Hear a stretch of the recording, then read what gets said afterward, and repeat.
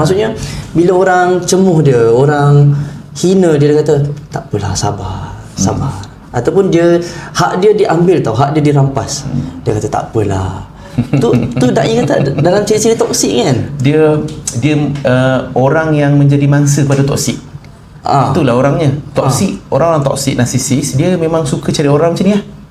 Yang jadi macam okeylah, kena pukul pun tak apalah, kena sabarlah.